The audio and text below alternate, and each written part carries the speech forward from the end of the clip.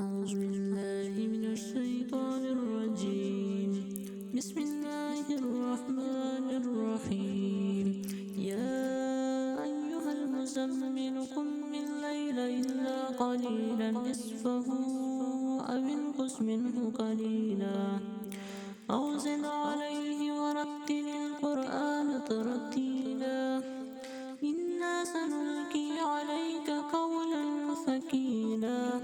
إن ناشئة الليل هي أشد وطئا وأقوم قيلا.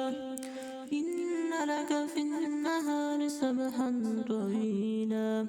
واذكر اسم ربك وتبتل إليه تبتيلا. رب المشرق والمغرب لا إله إلا هو فاتخذه وكيلا. واصبر على ما يقولون واهجرهم هجرا جميلا. وذرني والمكذبين أولي النعمة ومهلهم قليلا. إن لدينا أنكالا وجحيما وطعاما ذا غصة وعذابا أليما. يوم ترجف الأرض والجبال وكانت الجبال كثيبا مهيلا. إنا أرسلنا إليكم رسولا شاهدا عليكم كما أرسلنا إلى فرعون رسولا. فعصى فرعون الرسول فأخذناه أخذا وبيلا.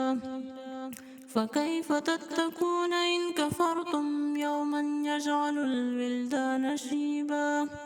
السماء منفطر به كان وعده مفعولا. إن هذه تذكرة فمن شاء اتخذ إلى ربه سبيلا.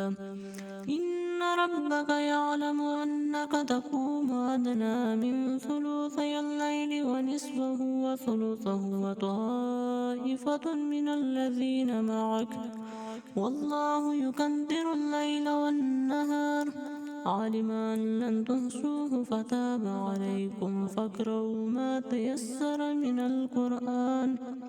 علم أن سيكون منكم مرضى وآخرون يضربون في الأرض يبتغون من فضل الله وآخرون يقاتلون في سبيل الله فاقرؤوا ما تيسر منه وأقيموا الصلاة وآتوا الزكاة وأقرضوا الله قرضا حسنا.